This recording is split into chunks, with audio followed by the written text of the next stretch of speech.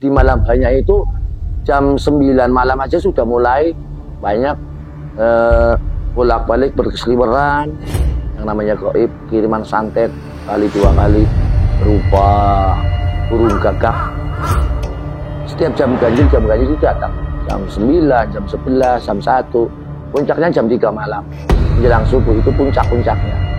Bahkan kiriman kayak seperti bola api yang besar, bola apinya nggak kecil tapi bola apinya besar, dan dikawal burung gagak 5.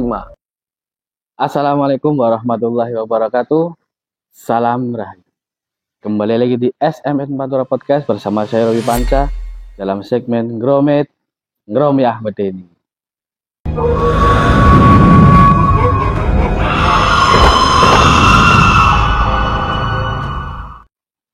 Apa kabar seluruh Gromet? Seperti biasa, akan ada narasumber yang akan berbagi kisah medeninya di sini.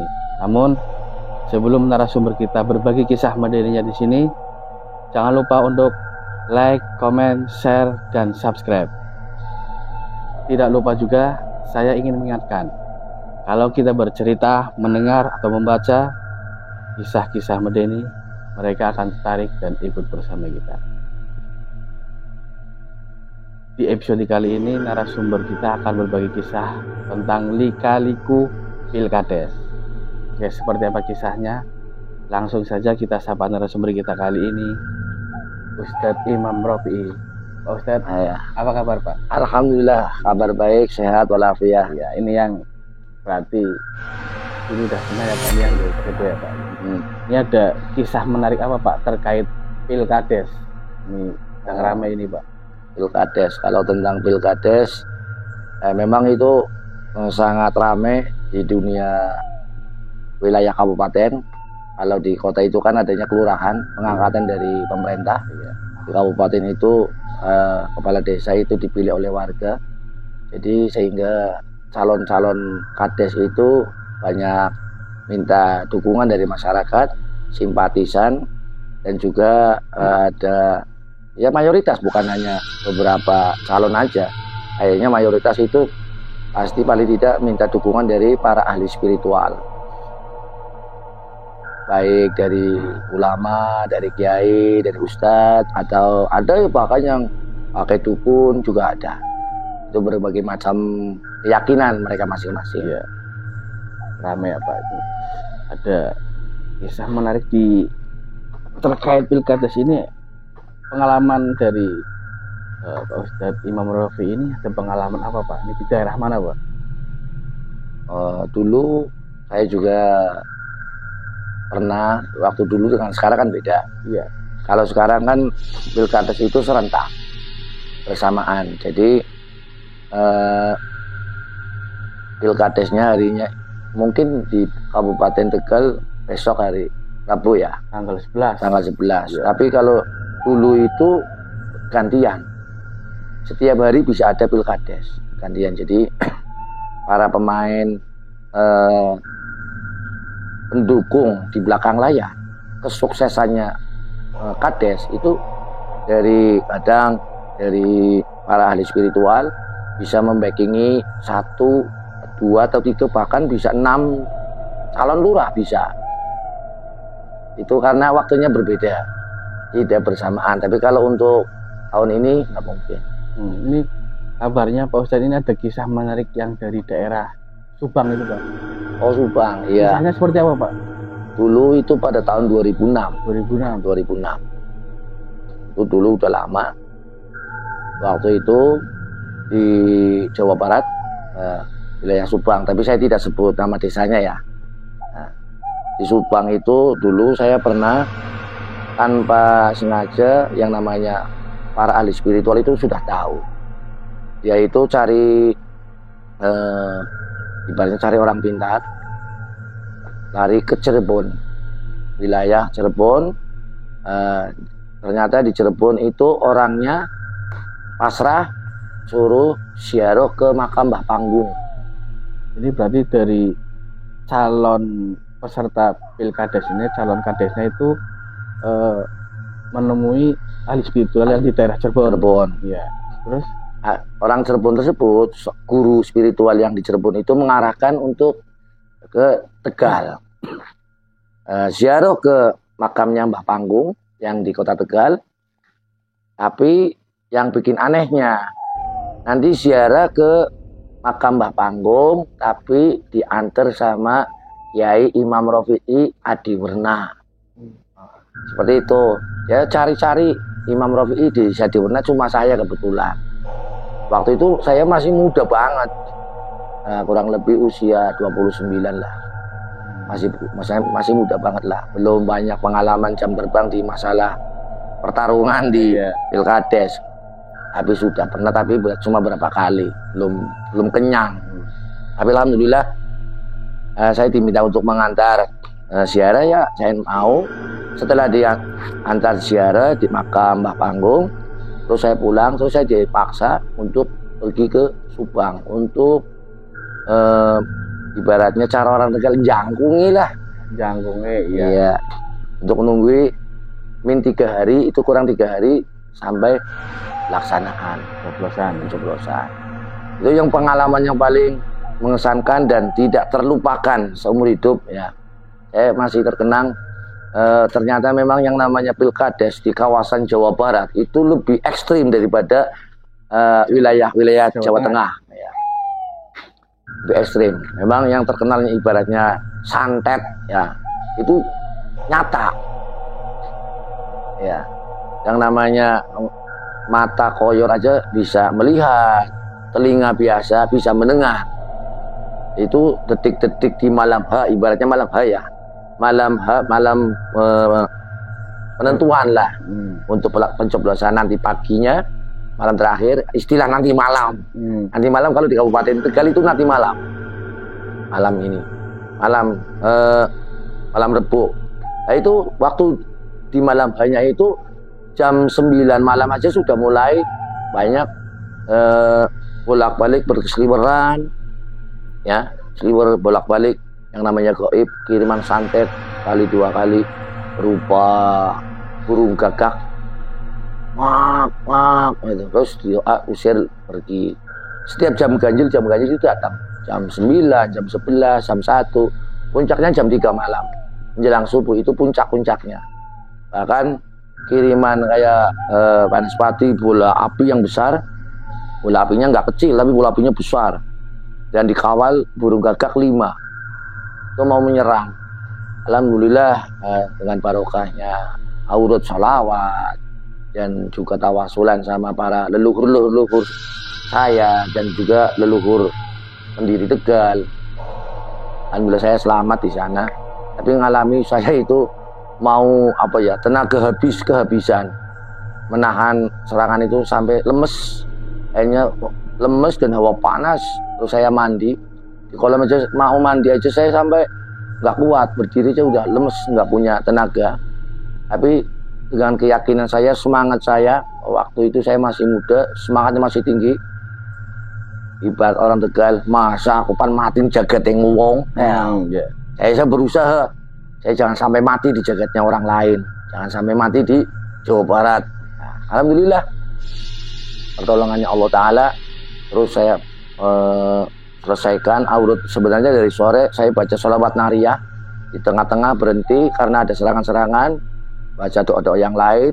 Terus saya lanjutkan, selesainya sholawat nariyah 4.444 kali. Itu badan mulai adem, sehat lagi, fit lagi, alhamdulillah. Terus datang lagi menjelang subuh, itu bisa saya tangkis sehingga bisa mental, alhamdulillah. Yang bikin herannya lagi itu mentalnya itu ke daerah lawan. Lawannya ibaratnya umpama kalau dulu kan pakainya gambar, ada pari, ada tela, ada jagung, ada kelapa, terus kacang. Ya kalau dulu di situ seperti itu. Nah, kalau sekarang kan cuma gambar foto. Iya, Pak. Iya. Waktu di Subang bukan kacang, waktu itu gambarnya pisang. Iya. Pisang kalau nggak salah pisang. Ya macam-macam lah. Nah, itu datangnya itu menjelang subuh, saya tangkis, alhamdulillah selamat, mental kembali asalnya. yang kembali asal yang ngirim mental ke sana. Tapi yang saya ikut menyesal, ikut prihatin juga. Berimbas itu taruhannya nyawa. Ternyata para pendukung. Makanya ini untuk perhatian, mengingatkan barangkali para pendukung calon lurah, barangkali lek-lekan, ya, lek-lekan itu jangan tiduran. Barangkali ketiduran boleh tidur, tapi jangan di depan pintu. Ternyata itu pulangnya kena orang yang sedang tiduran di depan pintu, ibaratnya malang. Ya. Akhirnya gaib itu datang menghantam langsung orang yang sedang tiduran itu. Nah, yang di dalam rumah selamat, tapi yang nggak selamat yang di depan pintu itu. Yang di luar ya Pak? Yang di luar, nah itu kena apes. Nah, ternyata saya tanya, saya tahu di situ ada orang meninggal, hanya sama orang itu, Mamang, ini kalau di sini kalau ada orang meninggal, pengumuman nggak? Ya kalau tengah malam gini ya enggak, nanti habis subuh. Gimana sih? Kayaknya ada orang meninggal di sebelah sana, gitu. Yeah. Ternyata habis sholat subuh ada pengumuman, Assalamualaikum warahmatullahi wabarakatuh. Inna lillahi wa inna ilaihi raji'un. Telah meninggal ke rahmatullah Fulan bin Fulan. Ya nyata dari sebelah mana? Sebelah sana. Berarti benar. Oh berarti tadi malam menjelang subuh itu benar-benar kena balikan. Tapi yang meninggal bukan calon pengantin lurahnya, iya, pendukungnya. Ternyata iya. Sebelum lanjut, maaf ini Pak Ustadz, kita mundur sedikit.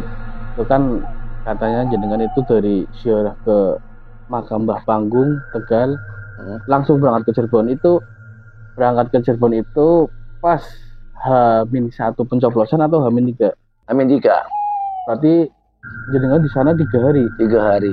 Itu dari awal jenengan di sana ada kejadian-kejadian yang menarik itu gimana? Di malam pertama saya nginep itu biasa aja. Malam kedua ada datang serangan Banaspati, cuma kecil lah, cuma liwat, nggak menghantam, cuma mengelilingi rumah terus pergi. Malam ketiganya itu bertubi-tubi. Seperti apa itu Pak?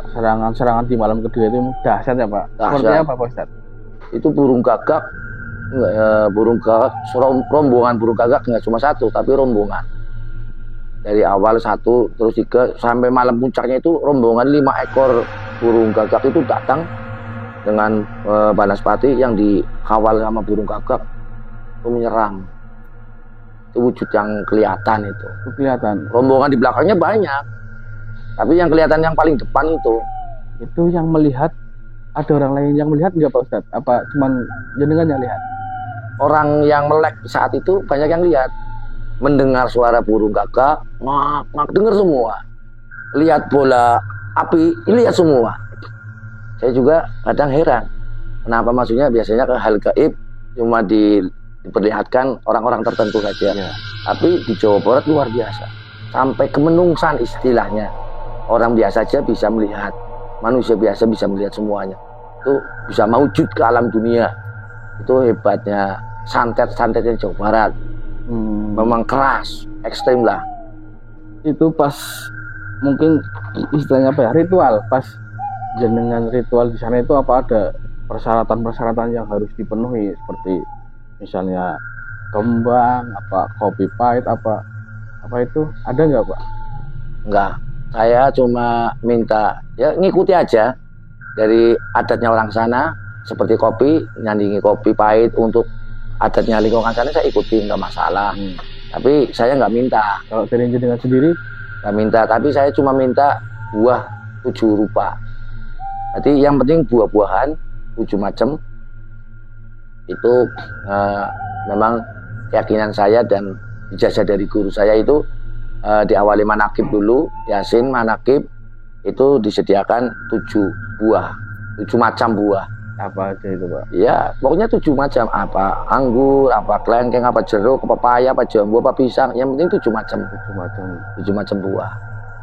Itu di pas malam ketiga itu serangan bertubi-tubi kabarnya jenengan itu nyaris apa ya? Nyaris kalah. Bahkan nyaris. Ceritanya itu gimana, Pak? Itu saya kehantam bola api besar itu, saya sampai panasnya itu, walaupun bola apinya mental, tapi saya nggak punya daya. Maksudnya panas yang sangat luar biasa, hawa panasnya itu nempel ke seluruh badan, sehingga saya lemes, banyak keringat yang keluar, sehingga mau kehabisan cairan. Makanya saya cari untuk penyegar badan itu, akhirnya saya minta mandi. Terus dituntun ke kolam, maksudnya minta toiletnya di mana mandi. Iya. Terus saya mandi sambil berdoa, mandi besar lah istilahnya. Diniati menghilangkan hadas besar. Nawaitul husla li rafil hadasil akbari fardholillahi ta'ala. Terus mulai seger sambil sholawatan. Alhamdulillah mulai membaik. Terus tarung lagi, datang lagi nyatanya. Yaitu, apa itu yang datang, Pak Ustadz? Berubah itu lagi. Bola api itu. Bola api itu lagi. Besarnya seberapa itu, Pak Ustadz, bola apinya? Bola apinya waktu kemarin awal malam kedua saya nginep itu segini, antara segini, kayak bola umumnya. Sepak bola. Tapi saat di malam ketiga itu bolak-balik, bolanya besar. Seginian. Besar. Ya. Kalau diameter ya diameter 50 lah ya. Diameter 50 cm. Makanya kalau kena badannya luar biasa. Memang pengalaman paling mengesankan dan paling menyeramkan, ekstrim seperti itu. Tapi karena masih diselamatkan oleh Allah Ta'ala, alhamdulillah selamat. Ya, calon pengantin lurahnya itu juga selamat, saya selamat. Sampai pagi, jam 6 pagi kita berangkat di azan. Saya azan, terus saya azan minta untuk pendukung tambahan. Masyarakat situ yang bisa azan 7 orang, azan 7, alhamdulillah selesai. Terus kita sholawatan berangkat ke lapangan. Yang bikin takjubnya lagi di Jawa Barat, beda dengan di Jawa Tengah. Waktu itu di Jawa Barat itu kalau sudah selesai penghitungan, tongnya waktu itu ada 7. Karena 7 calon. Enggak, jumlah tong suara. Oh, tong suara. Ada 7 tong. Nah, ngitungnya nggak bersamaan. Nah, itu calon ada 4 waktu itu. Nah, kalau di sini kan Tegal umpama ada 7 tong suara, menghitungnya tong 1, 2, 3, 4, 5, 6, 7 bersamaan. Jadi dari mulai waktu jam 2 siang sampai jam 4 selesai. Ya, bersamaan. Tapi di sana enggak, satu-satu. Satu tong dibuka di atas panggung, buka. Umpama waktu dulu itu padi, ketela, kacang, terus bolak-balik satu-satu. Nanti tong kedua dibuka, ditonton orang banyak. Seakan-akan itu cara orang duk itu senang nih. Mepil enggak bersamaan. Jadi dinikmati orang satu desa, bahkan orang-orang lain desa luar itu ikut menonton. Nah, bahkan kayak hiburan ya, Pak? Iya, kayak hiburan. Bahkan itu dimanfaatkan para pejudi itu. Kalau saya lihat itu orang pinggiran wajar lah. Yang saat dulu, mungkin sekarang udah dilarang ya. Waktu dulu itu banyak yang totoan, istilahnya taruhan ya. Taruhannya enggak pakai uang, tapi saya lihat itu motor trail apa motor cara motor lanang, motor wadon sendiri 4 unit dicombleng, 4 unit dicombleng, berarti satu mobil combleng itu ada 4 unit banyak, sampai ratusan mobil loh. Itu banyak di sana dulu. Entah tradisi itu sekarang masih apa enggak, saya nggak tahu. Pas hari pencoblosan itu ada yang terjadi nggak, Pak? Oh, waktu penghitungan pencoblosan tak aman-aman aja, dari pagi sampai siang aman. Tapi kalau yang bikin terus penghitungan suara dari jam 2 sampai jam 5 itu biasa. Terus istirahat, dimulai lagi jam 7 malam. Habis maghrib berangkat lagi jam 7 malam itu sampai jam 10 sampai selesai. Nah, itu yang bikin takjub. Penghitungan suara ini ibaratnya ini tong ya. Ini di atas panggung itu ada sisa 3 kebetulan waktu itu 3 tong suara. Ini tong bisa goyang sendiri sampai panggungnya ini suara gludak seperti klonang seperti itu. Di dalam tong itu seakan-akan surat suara itu keaduk-aduk lah. Mata koyor penonton itu melihat goyang-goyangnya tong. Berarti lihat semua, Pak? Lihat semua. Itu waktu dulu tahun 2006. Entah sekarang gimana saya nggak tahu. Kalau permainan itu masih apa enggak? Kalau menurut penglihatannya jenengan itu sendiri itu apa, Pak? Itu setahu saya itu mereka itu menomorsatukan sembur. Sebab unsur Pilkades itu ada 4. 1 orang tresna. Tresna berarti orang suka teman saudara bisnis ya. Pokoknya teman lah ya. Tresna, sedulur berarti saudara. Kalau keluarga besar, kakak adiknya banyak, tunggal putu, tunggal buyut, tunggal canggeh, keluarga besar itu kemungkinan besar menang. Terus orang tresna, teman, sahabat karib, sedulur, uwur itu berarti kan ya berbagi makanan, berbagi rokok, bahkan berbagi uang. Sekarang pun masih. Kalau dulu itu 25.000 itu banyak. Dulu aja di Kabupaten Tegal 15.000 aja masih berharga lah. Tahun-tahun itu 15.000 di Tegal masih berharga. Di sana udah 25.000, 50.000, 100.000 di sana. Kalau sekarang mungkin dinilaikan 300-400.000 per orang itu kasihnya. Kalau dinominalkan uang sekarang loh, di Tegal kayaknya nggak sampai segitu. Masih paling tinggi ya 50-100. Itu tadi Pak, fenomena tong bergoyang itu ya, apakah ada potensi berubah suara nggak Pak? Ya ini berarti banyak, karena ini mengandalkan sembur, tresna, sedulur, uwur, sembur. Nah semburnya ini sebagai puncak terakhir. Mereka itu calon sudah berusaha mendekati teman-temannya, sahabatnya, saudaranya, ya didekati silaturahim. Uwur sudah bagi-bagi makanan, berbagi bahkan uang. Tinggal puncaknya semburnya. Semburnya ini sebagai penentu. Kalau di sana waktu dulu, entah sekarang di Tegal nggak begitu dominan. Ya semburnya ini sebagai puncak pertarungan. Sampai tong suara goyang-goyang. Di dalam tong itu banyak ribuan suara, ya ada ratusan surat, itu bisa lubangnya itu bisa berpindah. Yang berubah itu bangsa jin-jin itu yang bermain. Berarti umpama ya, padi dulu itu padi sama tela, lubangnya padi bisa rapat, nanti pindah ke tela, bisa seperti itu. Itu permainan di kawasan Jawa Barat, beda dengan Tegal. Itu akhirnya gimana Pak? Dari calon kepala desa yang minta tolong sama jenengan itu akhirnya gimana? Ya dulu alhamdulillah selamat, sukses, berjalan dengan lancar, bahkan punya balongannya bisa untuk sedekah, berbagi, balongannya gratis, berarti ikan berton-ton ikan itu untuk pancakan lah istilahnya. Oh iya ya, alhamdulillah sukses, tapi masih panjang umur, sehat walafiat ya. Oke Sedulur Gomet, demikian tadi kisah lika-liku Pilkades di Jawa Barat.